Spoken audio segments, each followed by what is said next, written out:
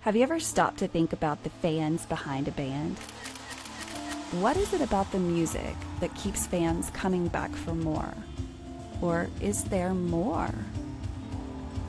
My name is Renae Lipsmeyer, and I am the host of this podcast, The Space Between Podcast, the podcast where we talk about the fans of the Dave Matthews Band. Each week, a fellow DMB fan joins the show to discuss their journey with the band. Welcome to the Space Between Podcast.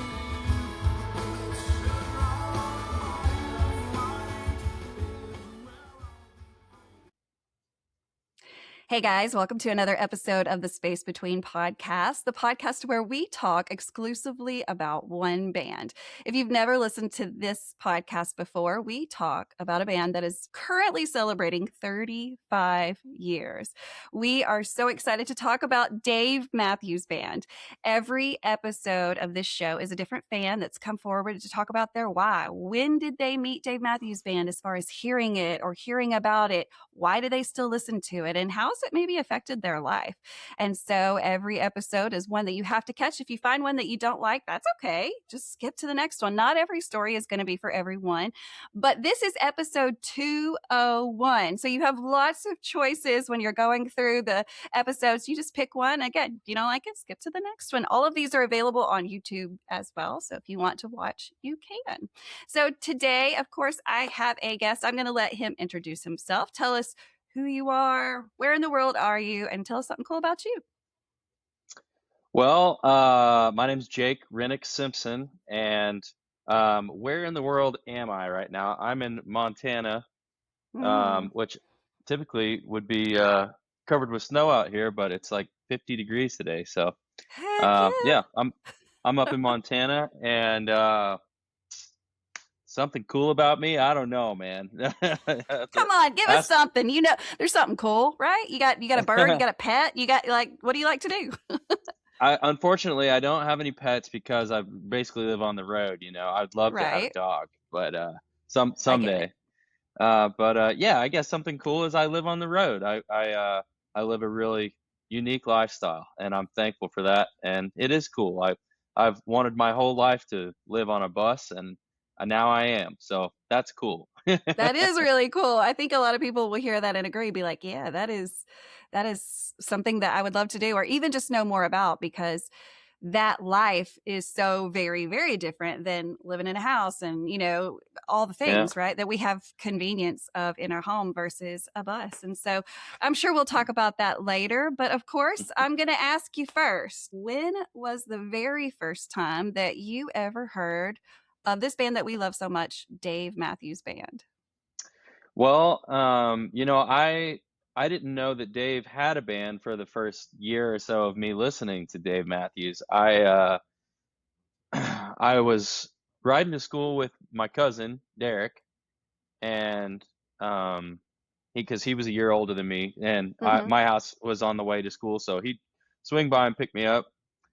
And I had grown up playing bluegrass music and country music, and but I loved all different kinds of music, and he was playing Dave and Tim live from Radio City, Hell yeah. and I was like, "What is this?" It's like, "Oh, this is Dave Matthews and Tim Reynolds," and I was like, "This is cool." So I mean, we listened to that every day, Yeah. and then Can I ask you yeah, just real quick, like what was it about it? Like what caught your ear? well, I mean, like, I guess like being a musician, hearing the way that Tim and Dave interacted with each other. Yeah. That was something that stood out to me as being really cool. Even when I was 15 years old, um, Yeah. 14, 15 when I started listening. But and also, you know, the way that the fans sing back Yeah. every song, that was something that really stood out to me, and especially later on when I heard the band, and Yeah. I heard the fans singing back while the band would just play, and Yeah. the fans would sing the whole song, and I that made me want to write songs that people wanted to sing. That Oh was yeah. one of the first times that I ever had the thought that maybe I wanted to be a songwriter.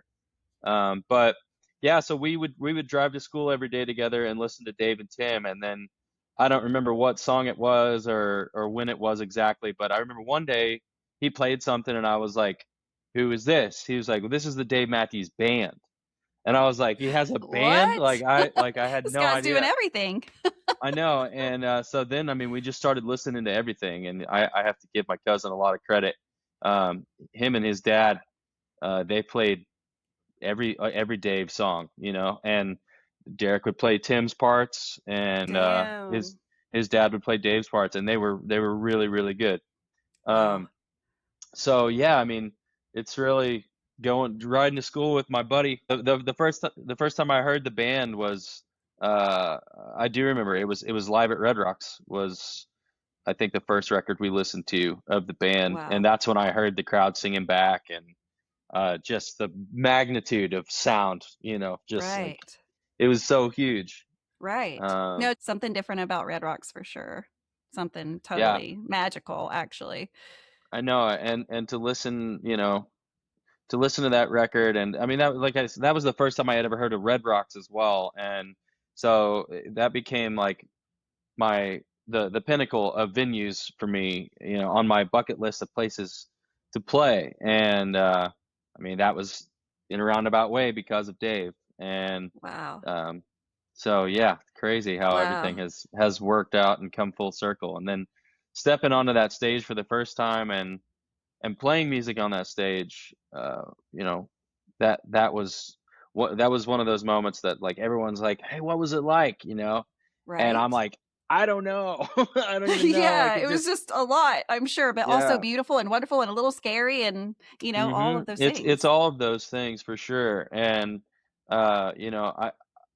I've been saying a lot lately, like just this last year has been really fun, and getting to go on stage with Dave and the band, and people are like, "Are you nervous?" I'm like, "Well, you know, I don't think that I don't necessarily feel like it's nervous because I have Mhm. been nervous before, Right. and it's more like that feeling of getting on a roller coaster. It's like when you're standing Yes. in line waiting to get on.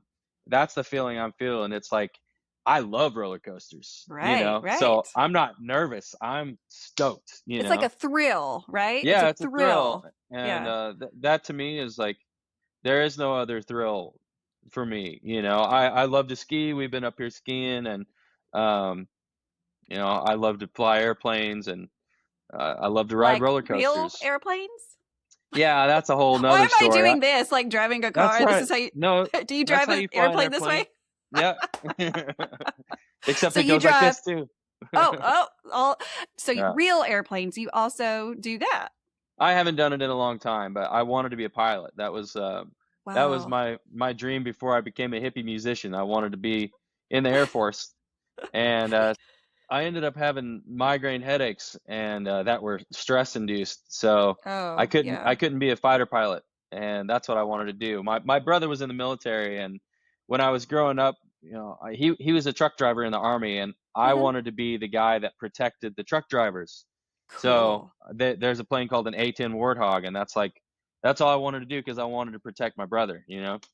But Wow. anyway, it didn't work out, and I think that was for a reason. If I would have become an A-10 pilot, I would have gone because of the timing. I would have gone to Afghanistan, and Mhm, mhm. I don't think that would have been a good thing. So, No, maybe not. um, Well, let's yeah. back up in time a little bit because I do want to be aware of the fact that some people may listen to this podcast and go, I don't know who Jake Simpson is. Not most people do, but I want to give it to those people that really just don't have a clue and they fell into this podcast and they're like, okay, we need to back up a little bit.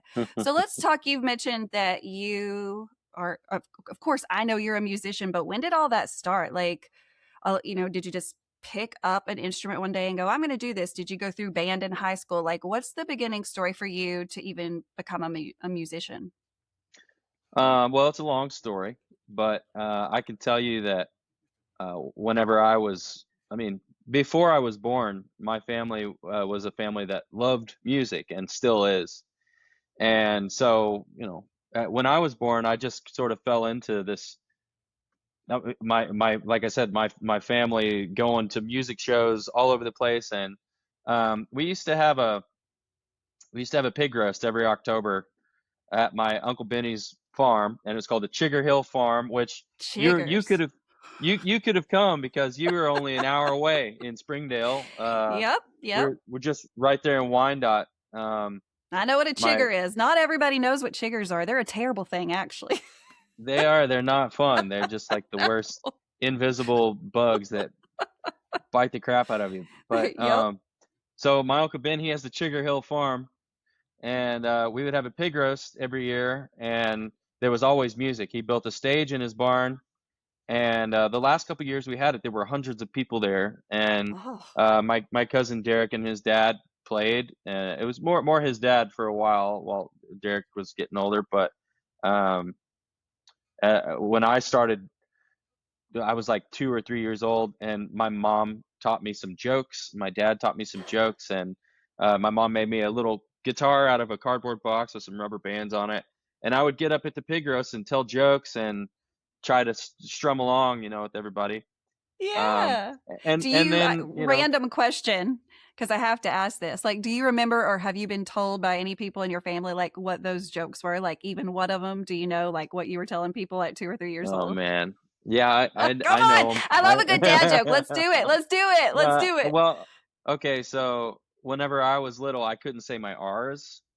Yeah. And so they love for me to tell the joke. What do you call a parrot wearing a raincoat? Because that question right there is impossible if you can't say your R's. Yeah. So what do you call a parrot wearing a raincoat? The punchline is polyunsaturated. Isn't that great? That's a big joke for a little guy, though. Well, yeah, I think that was the point. I think that was the Yeah. only reason it was funny. But that how do you catch a unique rabbit? I don't know. Unique up on it. You sneak up on it. That's right. You sneak up Unique on it. up on it. I'm And going how to do you use these catch a later around the table. and how do you catch a tame rabbit? I don't know. The tame way. They're terrible. They are jokes for 5-year-olds. But I love that. so I We would get sit up around and the tell dinner table jokes, and tell and those all the time. We're just like, it's fun, right? well, it was fun enough for me to want to do it all the time. And Oh, yeah. I told everybody that my name was Roy Rogers until I was 4. Um, he was a singing cowboy, and that's what I wanted to be. Again, like Yeah. my brother, he was a cowboy, a real cowboy, and so I looked up to him, and I wanted to be a cowboy. I wanted to play music, and so my grandma would always play me old Roy Rogers videos, and so I guess I don't know, You're a I Roy wanted to be Rogers. just like him. Uh, and then yeah, I kept going to shows with my folks and my family, and we would go to Silver Dollar City all the time Yeah. in Branson. It's a big deal And here. It's a big yeah, deal. I know it's our only place of vacation, isn't it? But I love it. I love it. It's old, like 1800 settings. I love Yeah, it. yeah. If you haven't been to Silver Dollar City or haven't heard of it, it's a theme park, and the theme is like late 1800s, early 1900s Ozark Mountain culture, which is a pretty cool Mm-hmm. thing. And Mm-hmm. it made me proud to be from there, honestly. Yeah. Yeah. Seeing all the craftsmen that come to all the festivals and Mm-hmm. make really cool things that people have forgotten how to make, Right. and build homes, build log cabins, and make food. And so I grew up going there at least 2 or 3 times a year, and it would be my parents and my godparents and me, and we would always go to Silver Dollar City and see the Homestead Pickers. And Mm-hmm. there were this group of older guys that would sit down at, I think it's called McAfee's Cabin, which was the oldest structure in the theme park. And they'd sit down there and they would play shows 3 times a day, every day. Um, and we would always go. And the oldest guy, his name was Grandpa Vern. He played the fiddle, and he would pick me up on his knee and help me play the fiddle. And they let me tell jokes and would give me a hard time. And so when we would come home from Branson, I would always just beg my parents for a fiddle. And my 4th birthday, my godparents bought me one. And Wow. I started taking lessons when I was 5. I started taking classical lessons. Uh, and it's all downhill, uphill. I never know how From to use there. that I don't know. I phrase. think I think in this story he went uphill because downhill is I think bad. So it was Well, uphill. but see, I that's don't where I know. get confused. That's where I get confused because if you're riding a bike, you want to be going downhill. Downhill or running, anything really. Yeah, yeah. So it makes more sense to me that it's all downhill from here would be a good thing. Well, Yeah, I don't I know. don't I know. but don't ask me. I don't know either. So you started really young, and I mean, I can't imagine seeing a little guy out there, 4 or 5 years old playing anything. You look towards it, and so you stuck with it, which is such a really cool thing because I think about even my children at that age, or even me as a child. A lot of people that start something at 4 or 5 don't stick to it, right? Whether it's music or dancing or whatever it is, but you stuck with it. So it must have come to you naturally. I won't say easily because you put the work in, but talk about that a little bit. Like, did it just seem to make sense to you? And I Well, know that was a long time ago. no, I have to give my parents a lot of credit because of the way that they supported me, and it wasn't just like, "Oh, yeah, he wants to do this, so let's let him do it." It was like Mhm. my mom made me shirts and, she, my mom and dad would drive me to all these things, and, they invested so much money into, me making an album. I made an album when I was 11, and, I also started selling those albums, and I don't wanna make it seem like they had a lot of money because my parents, my mom worked 2 jobs for the longest time, and, my dad worked and worked and worked to support Mhm. my, my music habit. Right. But it has always felt like just a part of me. I never even thought about doing anything else aside from being a pilot. I Mhm. still would have played music for sure in some Mhm. capacity. I just always felt like it was a part of me, and Good. I do have to give my parents a lot of credit for taking me to all those shows and Mhm. kind of pushing me out there, but they didn't have to push me out there. I wanted to be there and I wanted to do it. And Yeah. so yeah, I think maybe I think I was 12 or 13, and all my friends are playing football, Mhm. and I wanted to play football really badly, and my dad said that I couldn't play football until I was in high school because he was a paramedic, and he said that most of the injuries that they got were like little kids who played football for Mhm. breaking their bones that weren't developed yet. So I was like, well, I want to be with my friends, and so I don't want to do this fiddle thing. And I quit for like a month. And then I was Wow. like, no, I want to play. So I love I it. took a very short break, and it's always been a part of me. And I don't know what I would do if I couldn't be involved in music in some capacity.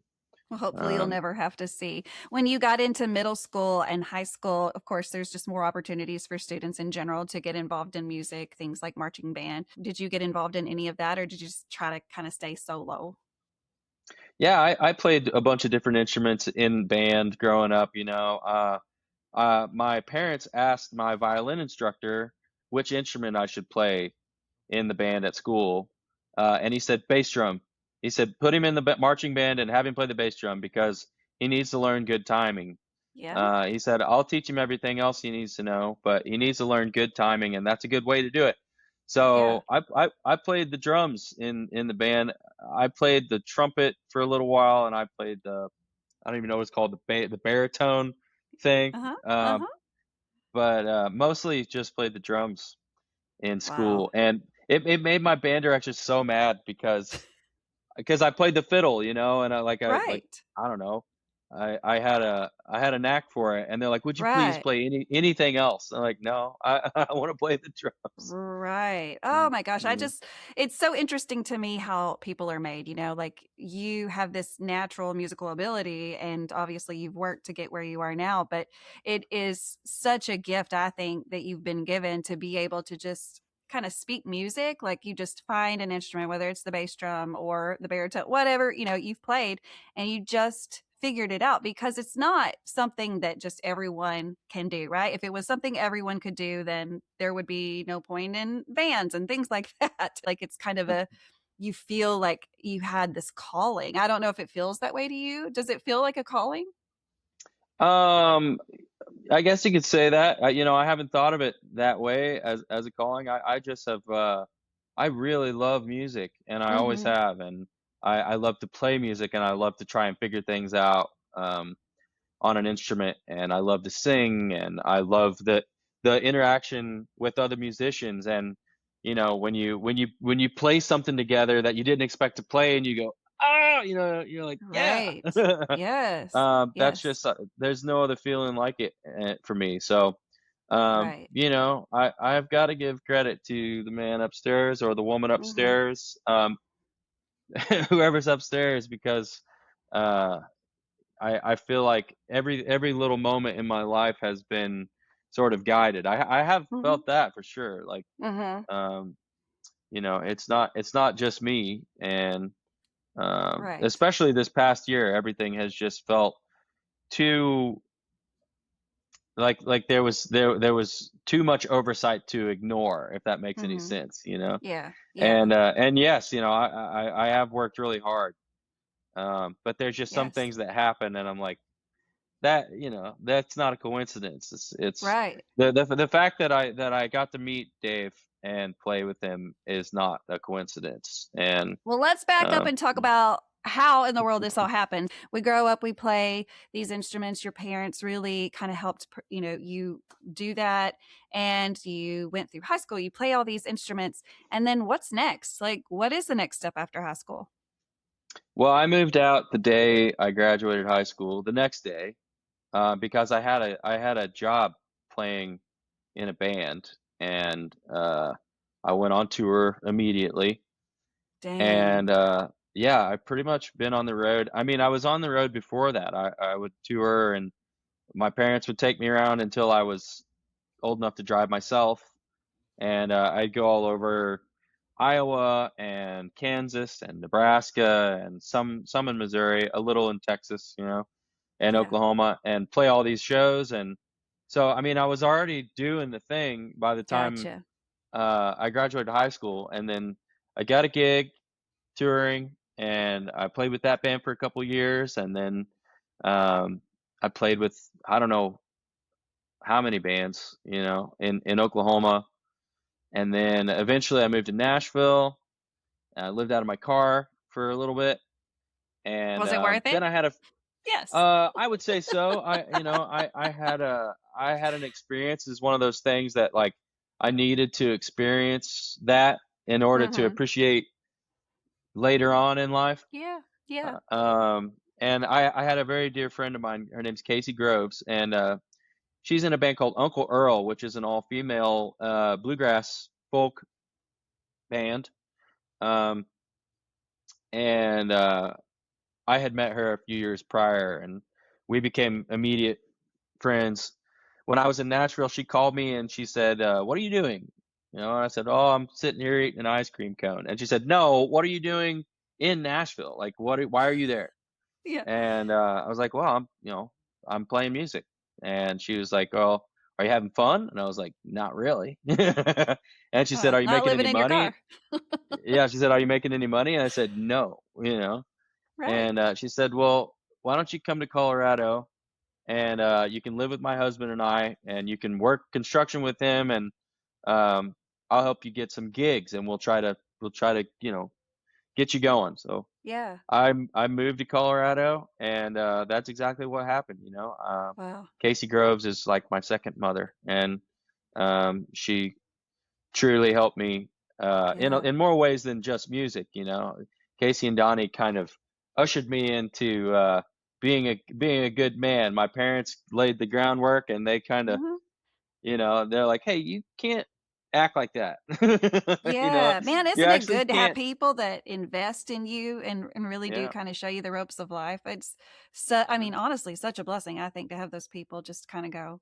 hey, let me help you out in any way that we can, because they did have the ability to do so because of them, already having a band and stuff. So how incredibly kind of them Yeah, to do that for you. And so I I'm sure know, that was and life changing. it truly was. Casey's husband Donnie is like he is like a very like a perfect role model of a man, and like he's strong and he can do everything, and he's patient and he speaks softly, and Hmm. I not only got the music lesson I needed from Casey, and and we had many long drives together and talked about life, and that led me to get in a roundabout way to get my gig with the last band I was touring with before I joined Lucas's band, um, the Little Smokies. Casey encouraged me to reach out to Billy Strings, who was coming through Colorado, and I reached out to him, and he was like, "Dude, sorry, I've already got a band." And I was like, "Well," I was like, what don't you have?" He's Right. like, "Well, I don't have a," yeah, he's like, "I don't have a mandolin player." And I was like, "Well, I play mandolin." And he said, "I can't pay you anything." And I said, "Well, there's a festival at the end of this run, and if you'll let me go to that festival and play with you, then I'll just do it for that." Hmm. And but Casey encouraged me to talk to him, and Yeah. Yeah. um, so I did, and then I went to that festival and I met the Smokies, and I was playing in their band on tour a month later. So Wow. Wow. uh, And that was a whole different level of touring than what you had been doing previously. Is that correct? yeah, I had only sort of been like a weekend warrior, or up to that Yeah. point, I think the longest that I had actually been on a tour was maybe like 2 weeks. And when I joined the Yeah. Smokies, we were doing close to 200 shows a year, and doing like 5 and 6 week Wow. tours, that was a whole new ball game. So we know that you're not with the Little Smokies anymore, but talk about how did that end? I mean, and how did you get to where you are now? Yeah, so we were on a good roll there for a little while, and in 2019 we played at Red Rocks, which was a big deal for us, and we had made a new record in the fall of 2019, and we were planning to release it in February of 2020, and you know what happened in 2020. So Yeah. we had an entire year of shows. I think we canceled somewhere along the lines of like 180 shows in 2020, and we released that album, and we had spent most all of our money on making that record, with Hmm. the thought that we might recoup some of it going on tour. And Right. then when the pandemic happened, Mm. we were pretty broke, and then Yeah.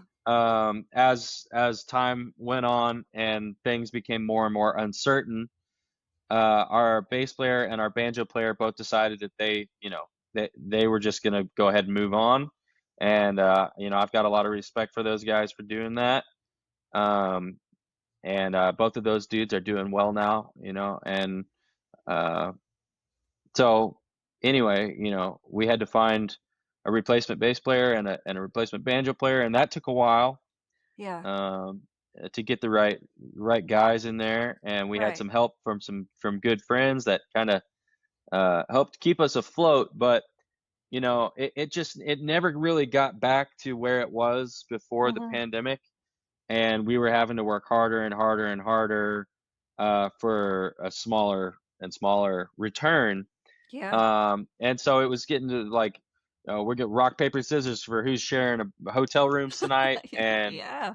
um, we went from touring in a Sprinter van, with a trailer, to like renting a couple minivans, and that may sound silly, but the comfortability factor on the road is kind of what makes or breaks it, because at some point you start getting older and your body doesn't like being in a van for 8 to 12 hours No. every day. No. Um, and carrying all the gear around and everything. It's like something that I was willing to do, but Right. there's no ignoring the fact that it is hard on you, and especially when you're sitting in the van and you're watching all the beautiful days go by. and you're thinking Mhm. about your family and thinking about, Mhm. people that you're not you're not having that time with. And Right. now, don't get me wrong, I'm not complaining. I'm extremely fortunate to have the job that I do, and I love it, and I hope to do it till I'm very old.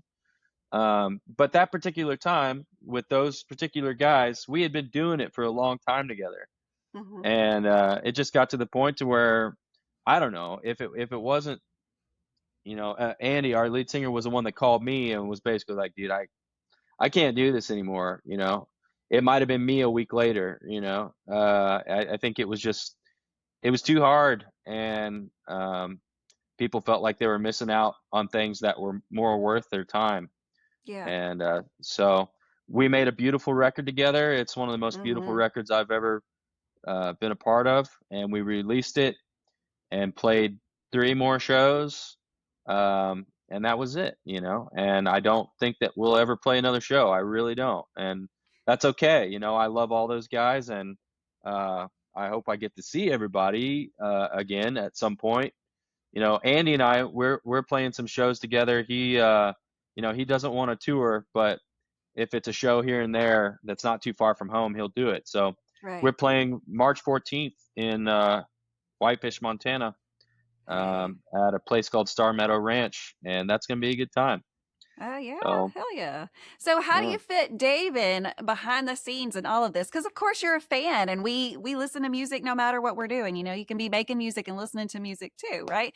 And yeah. so how did Dave Matthews Band still fit into this? Like when did you fit them in as far as continuing to listen to their music? I mean, I listen to Dave all the time, I still do, and, I know a lot of his songs because they're fun to learn, they're hard, they're really Yeah, challenging I've to heard. learn, his guitar parts and to sing, the melodies. The rhythms of the lyrics are completely counter to a lot of the guitar parts, and so it's a real challenge, and it's fun to try and play. So, I mean, Dave's always been there, been in my He's ears, always been and there. Yeah. yeah. I call the Yeah, band the soundtrack of my life because, yeah, while they may not have always been like at the forefront, they've always been there, right? Like just because of my age, in 1991 I was 11. You're younger than I am, so I haven't been part of all of it, but yeah. they are still the soundtrack of my life. There's not a time in my life where I can't feel like, okay, yeah, this was going on or that was going on, or I heard about that. I wasn't there because I wasn't old enough and my mama would have never let me go. But like, I was always aware of them. So the soundtrack of my life. So it kind of sounds like, they were always there in the background for you too, which is something a lot of fans say, it's always there when I need it. And it's not just the music, it's the lyrics, it's the vibe. It's like what you talked about earlier about the energy of what we can feel from the fan standpoint out in the crowd, and we do feel that exchange of gratitude and just like all the vibes and everything. And so there's just always been a place. So how in the world do you go from Little Smokies to the Lucas Nelson Band? How does that all work out? And Yeah. did you know him? I had met Lucas a couple times just sort of in passing. We played at some festivals that he was at, but um, yeah, I mean, this is when I just I'm gonna tell you what happened, and Tell me what and happened. that it's what happened to me. I can't expect anybody else to feel the same way as I do. But when Andy called me, I was at my little girl softball game, and that was on a Sunday, and basically I said, okay, that's cool. We'll figure it out. Click, and then my brain was like, yeah, we'll figure it out. What are we gonna do? Right. I And gotta have a job. yeah, so um, I started looking at jobs, and I was gonna maybe drive for like Amazon or Mhm. whatever I could do. Whatever it took.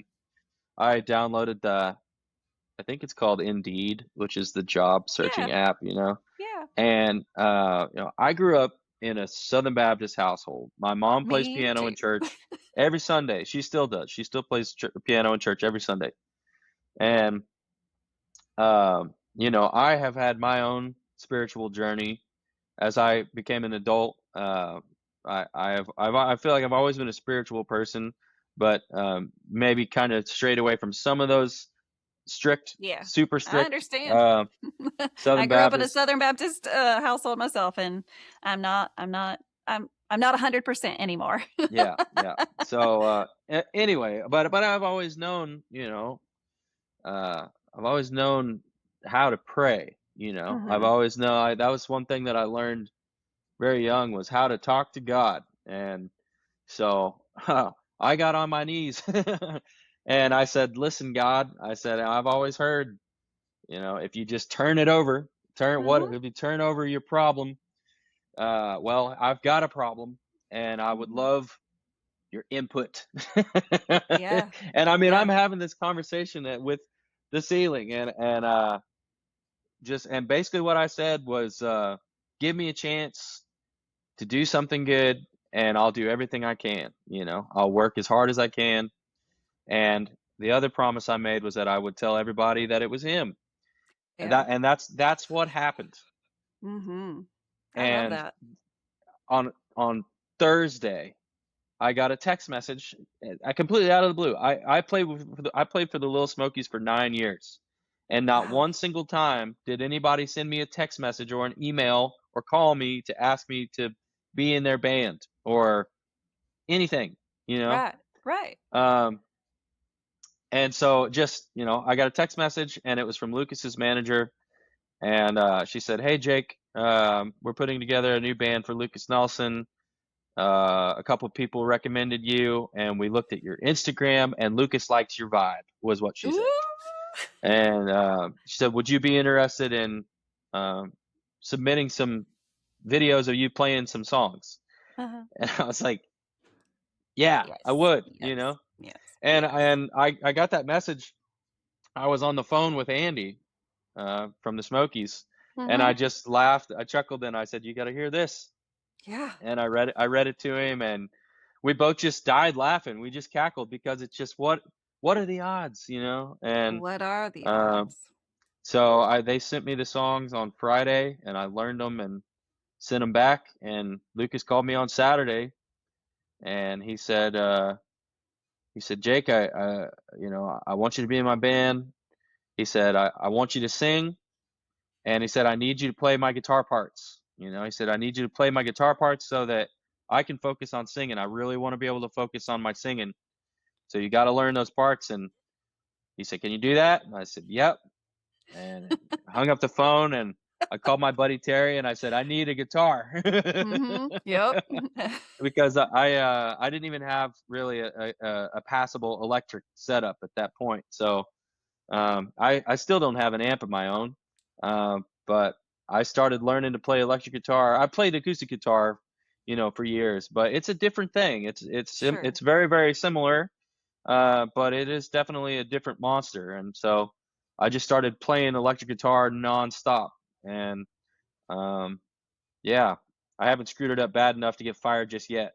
Not yet. I mean, but Yeah. that goes back to me saying earlier that it was a calling, and now that I've kind of heard all of these things, I believe in that more. Like I think I know you're exactly where you're supposed to be in life, and I don't know how that makes you feel. I'm sure that that feels really good, but I believe that you're going to do a great job just making a lot of people happy, and that is not even like how I want to describe it because from a fan standpoint to any musician, we just receive so much. You know that as a fan of DMB, like you just receive so much. And so to be in this position now where you're getting to throw it out and people receive, all of the things that you give out, what a great thing to get to be a part of. And so I do believe that this is your calling and you're exactly where you're supposed to be. And I know that Dave Matthews fans really believe that you're doing what you're supposed to because they're just so happy with you right now. You are like on all of the social media things. I mean, you're a household name now. Like people go Jake, and they're like, "Yeah, yeah, I know." We're not talking about Jake from State Farm anymore. We're talking about you. Somebody sent me a message and told me that they named their dog after me, and that's one of the greatest honors I've ever had in my life. Well, yeah, absolutely. And that's so funny because I debated on today. I was like, I have two dogs and their name is Jake and Bella. And I was like, do I mention that I have a dog named Jake? And I said, that might be like, I don't know how to take that. Like I got a dog named Jake. But I'm glad that you think that it's okay. 'Cause- What's the name of that? There's an old song and there's a line in it. If I die before I wake, feed Jake. oh, it's all true. It's a true. Yeah, Jake but wants I to be mean, fed. for the first time in my life, I'm not ashamed to say that I do feel like I am where I need to be, where I'm supposed to Hmm. be, and Hmm. it truly is the first time in my life, as a musician. Um, Even whenever I've had good jobs, good gigs, there's still this looming uncertainty that I know everybody feels. Hmm. Um, but it's just like you never know if today might be the last time you ever play a show. Yeah, And that became super super real for me.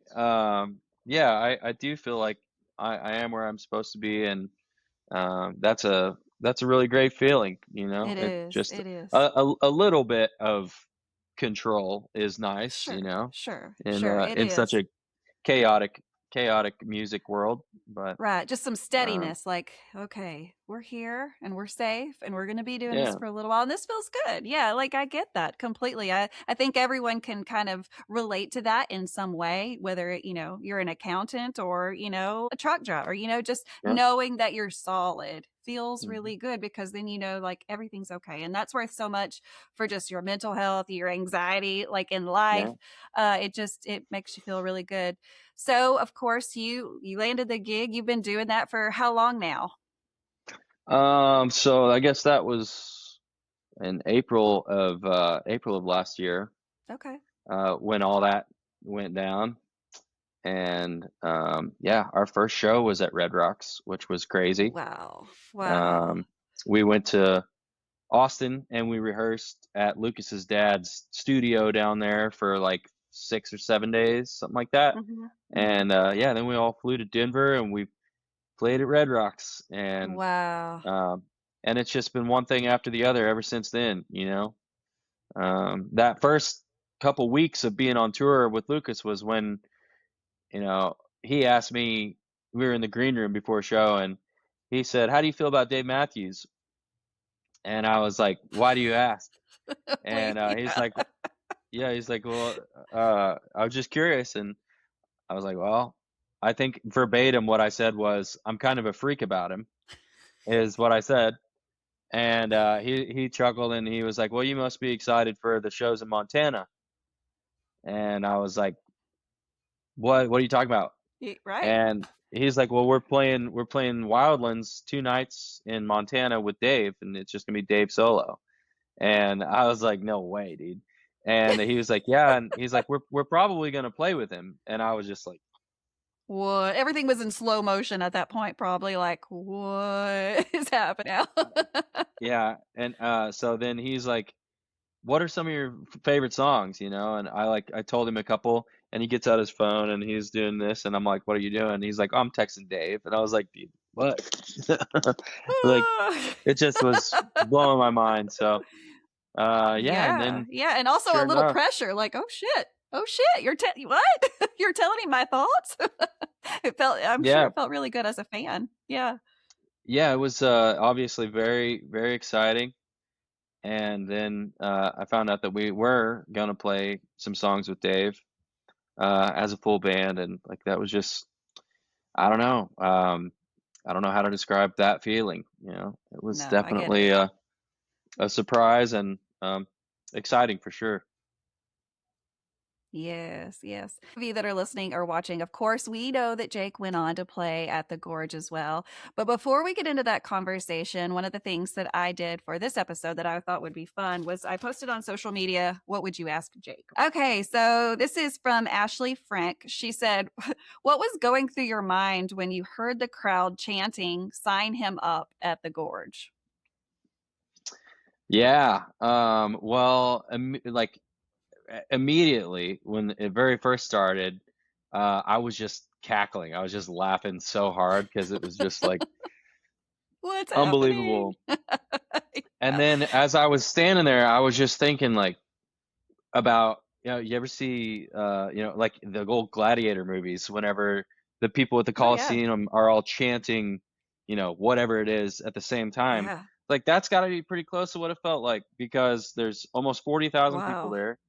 And so that was I'm never gonna It's forget that intense. moment. Yeah, No, no. Intense in a good way, right? Like, because things can be intense, absolutely. but like be really awesome at the same time. I can imagine that it would have been intense. Not that you Yeah, had not been used to being, applauded and all of those things, but this was just a different level. Can I say that? Was it a different level?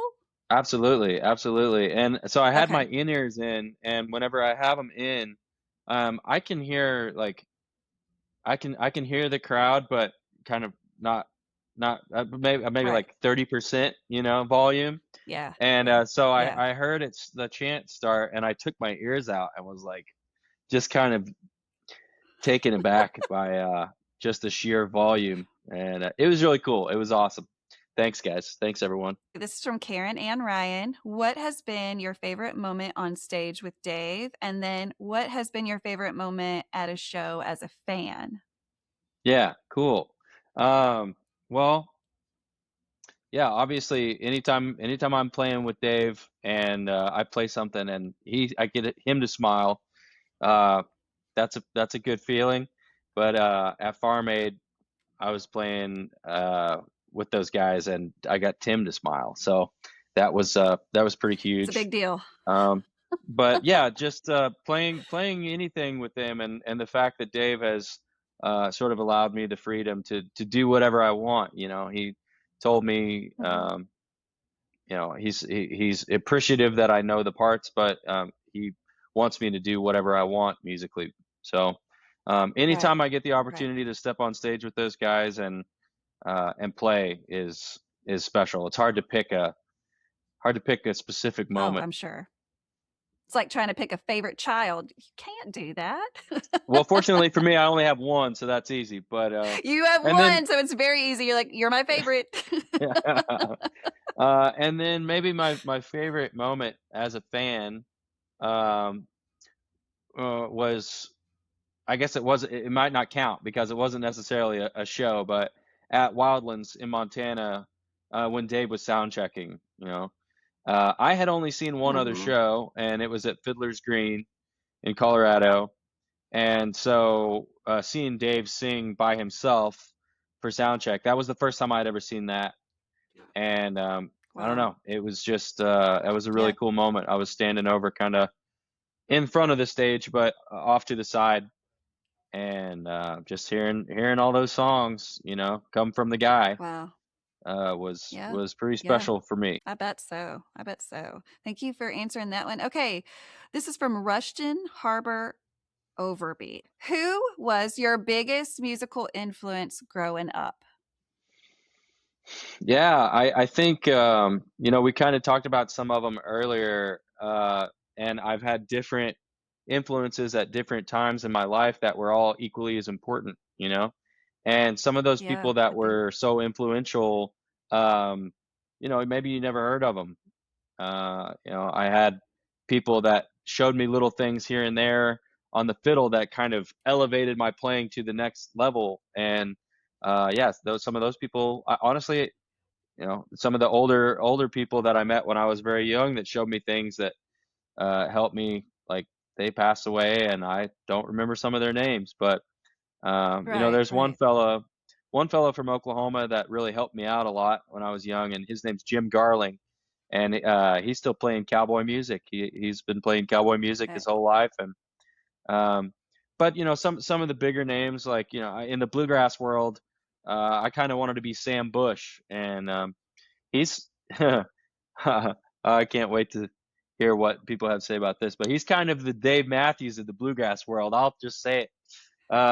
In my Yeah. opinion, he was one of the first guys that I ever heard like jam. Um, Mhm. I had heard bluegrass music, but I went to a festival in Colorado called Rocky Grass, and Sam Bush was headlining. And when I heard their band, I was like, "Oh, this is bluegrass with the drummer." and then they would jam, and that was something that Yes. I had never really experienced before. So Sam Bush was a huge influence for me. Sam Bush. I'm Um, taking notes yeah. because you just gave me homework. You gave Oh everybody yeah. homework. You got to listen to Sam, and I love him for a lot of the same reasons that I love Dave. He's been a band leader and songwriter, and he just creates this big monster of a sound. Um, Uh-huh. and so yeah, Sam Bush, Yeah. We'll check and out and some then I, Sam Bush. and then I started learning about all the fiddle players kind of via Sam, like Richard Green, and Richard Green was one of the first fiddle players to plug into effects pedals, like guitar effects pedals. And Uh-huh. in the 70s and 80s, he was playing through an amp, and um, yeah, and then I would have to say, in a totally like curveball, Iron and Wine. Um, Yes. I love Iron and listening Wine. They're to so good. listening to his songs really made me want to write songs. Mm-hmm. Um, Mm-hmm. yeah, so there's a handful. Yeah, that's a lot of I always assign homework on this show. So every episode I'm saying, "Hey, you have to go learn about this," because again, there's so much history within the span, and I'm the what did you say you were? You're when that someone asked if you like Dave Matthews Band, you said did you say you're weird about it? I What know did I you said I'm say? kind of a freak. I'm kind of a freak. Kind of a freak about it. Well, I can Yeah. understand that like on a cellular level because I just have journals and notebooks where I just go through, okay, we're going to learn about 1995 and just go through it, and I enjoy doing that. So I am I feel what you're saying there. I think you know this lady. Actually, I know you know this lady because well, she did a t-shirt for you. Kim McClure Yes. in Florida. Hey, yes, hey Kim. Thanks for dropping a note here. So she asked, "How many musical instruments do you play, and which are your favorites?" And then she asked a lot more questions, but we'll just start with that one first. Sure. Well, I would say the fiddle is my primary instrument, and that's the one that I feel the most comfortable on, and it's kind of like an extension of my arm. Um, Mm-hmm. but then the guitar is a close second, and right now, like, I really love playing guitar because there's a lot, and fiddle is the same way, but there's a lot that's still very new to me, and when I kind of figure something out on guitar, it seems like more of an achievement. Um, so I've been playing a lot of guitar. I also play the mandolin, but not. I wouldn't. I wouldn't want to stand next to Sierra Hall on stage and try to play the mandolin. You're right. She Um, can play. yep, she's a ripper and one of my very favorite musicians out there. And Yes. then I can play the bass. I don't play it very often, but I love to play the bass. It's one of my favorite instruments to play. Um, and then I And that's a count lot. singing as an It is instrument, and an that's instrument. It is. that's one that I love very much. I love to sing, and I would say that those are like that's primarily it. I kind of mess around with different That's a things lot. here and there, but that's I was a failed pianist. I tried, and I can't get this hand to do this while this one's doing this. Uh, Yeah. Some people so just yeah, can do it and other people can't. That's the I way so all this works, right? yep, yep. But anyway, yeah, I would say fiddle and guitar primarily. Ok okay. She also said, "Also, I've watched videos of you singing and you have a beautiful voice." Oh, thanks, You just Kim. talked about that. Do you hope to do more singing in the future? Yes, I do. I'm about to leave tomorrow to go to Jam Cruise. I'm performing on Jam Cruise as artist at large, so I'll be playing fiddle with whoever will have me, and then I have my own set on the last day, and that'll be me singing. And yeah, I've wanted to make my own Awesome. record for a long time, and it's just never been the right place, right time in my life. And I'm starting to get the ball rolling there. I'm actually going to be recording a duo album with my friend Andy from the Smokies. here in March. So we'll have something out, probably by late spring, early summer. And then my goal is to record a full length, full band record of my songs. I've been writing songs since I was about 18, and I finally have enough that I think are passable. Um, and I'd love to make a record. So as soon as I can fit that into my Wow. financial schedule and my actual calendar schedule, then we'll make it happen. But yeah, I love to sing, and I'm always singing around somewhere. Yeah, I mean, it's fun, right? Like, even if you don't have a voice, I sing all the time. I could never get paid for it, but it's fun, right? Like, I think in That's general, all a lot of right. people just like to do it, whether it's a jingle from a commercial, those things get in your head and then you just start Yeah, singing them. yeah. So It's everybody, I think important. most people like to sing. It Yeah, is. I It I makes you don't feel I don't know better. where I don't know where I read it, but some was probably a meme somewhere, but uh is like, you know, when did you become unhappy? And then the next thing is, when did you stop dancing and when did you stop singing? So I Yeah. think it's very important to sing. Whether you think you're good or not, I think you ought to. Absolutely. Absolutely. Okay, this is from Christine Collier Muzo. What was your personal feelings and initial response after receiving all of this attention and also being invited to play with Dave Matthews? What does it feel like now to just be on this level where you are a household name? Is it even like fathomable? Well, it's a lot of things, and first of all, I'd just like to say thanks to all the fans that have accepted me and have reached out and said nice things. I've got all of your messages, and sorry, I'm trying to respond, but there are a lot of them, It's a lot, I'm and sure. and I am very appreciative, not just for the obvious reasons, but also Right. because I'm a fan, and I know how integral the sound of the fiddle is in the band. And I've said this before, but I'm just trying to do it justice as best I can, while also staying true to myself. And Oh, I have heard some comments from a couple people that are like, "That's not how that goes," or "That doesn't sound right." And I don't want to be Boyd.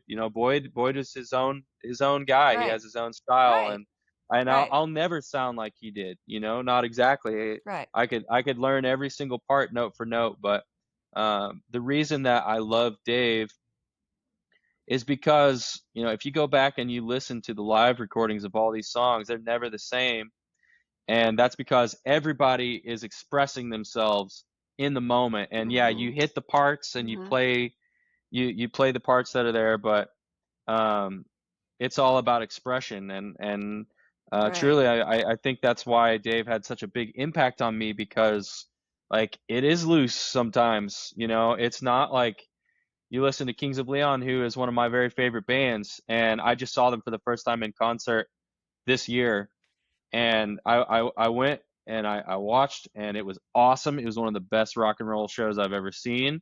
They played every song exactly like the record, Wow. and Yeah. uh, and I wouldn't expect them to do anything different. But what I'm saying is Dave is a different thing, and so I'm also trying to stay true to that, while trying to honor the fans and honor the music and the parts that have been written and played. So yeah, that's a roundabout way to I say, think you're doing it right. I am really appreciative of the people that have realized that, and have been so supportive. It has been overwhelming, and an overwhelming amount of support. And I just want to let everybody know that I'm not trying to string anybody along, or be wishy-washy about all this. I don't know if I'm playing with Dave Matthews until a week before. That's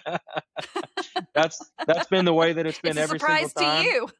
It is every single time. And if you don't believe me, I'll show you the screenshots of the text with the dates on them, And but it's cool. Like I don't need any more heads up, really. It's like, if and what Dave has said to me is like, I'm not going to steal you from Lucas. He's my buddy. He said, so if you're available, come play. Right. And that's been the way that it's Right. been, and Right. I think that's the way that it's gonna be, you know? But I don't Yeah. know any more Yeah. than Well, you guys I do, respect so that. Rob Kelly asked, how do you stay so humble and also be a total badass? uh, That's you a know, hard one, right? my dad used to always sing me that song, "Oh Lord, it's hard to be humble when you're perfect in every way." You know that song? Um, and Yes. I, he sang it all the time, and as I got older, I realized, that was my lesson in humility. Mhm. And again, I've been fortunate to have been surrounded by a lot of really great people in my life, and my godfather was one of them, who I'm named after. My middle name, Renick. And truly, I think he was a picture of humility, because he had everything, but you would never necessarily know it. Like, he never bragged about anything, and he was so happy, and uh, he was so gracious, and giving to anybody who needed anything. For a couple years, Mhm. my parents lived in a rent house of his for free, and he owned a Pizza Hut, so he'd bring them pizza when Wow. they never asked for it, but I think he knew that, they were pinching pennies. So Right. I watched people like Renick, and other people in my lives, who could be real jerks, but they're not. And I've also been around people that are completely full of themselves, and I know how people feel about them. So I've had Mhm. lessons, and Mhm. I've had to check myself a few times in my life too. And Sure. I always want to be humble and appreciative of everything that I have, all the blessings in my life. And yeah, just keep working hard. There's always somebody better. Okay, let's see. Let's read one more. Well, here, let's just end it with this one. This is from Samuel Fain Maugerman. I really hope that All I right. did your name justice. Okay, Samuel, this is what he posted. It's not a question, it's a statement. Just want to thank him for having the love of making music because we have the love of hearing it. That's awesome. Thank you. Yeah. Well, it's my pleasure. It's my It's pleasure, and not to get too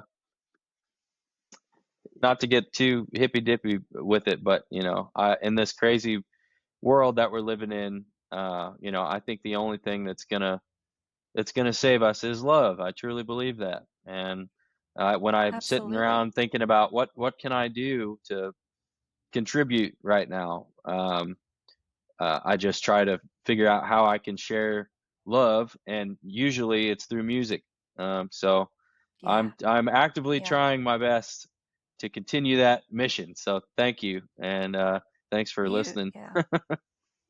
Yeah, you're filling a lot of people's hearts and making people happy in a time where it's really needed, and that's even I guess my want for this show, not only to document the fans, but also just to spread some stories of hope and happiness, because we are living in such a time where it's hard to hear those stories, and when we turn the news on, we're not hearing all these stories of hope and joy and love, and we're hearing horrible things that can get to you alone.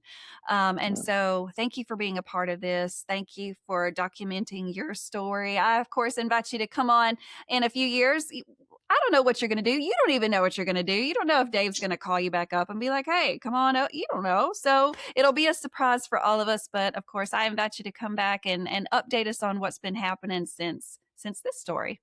Yeah, I'd be happy to. Yeah, thank you so much for having me. And yeah, once a Absolutely. fan, always a fan. No matter That's right. what. That's right. Guys, if for those of you that are listening on a podcast app, just make sure that you subscribe to the channel so that you know when the next episode is coming out.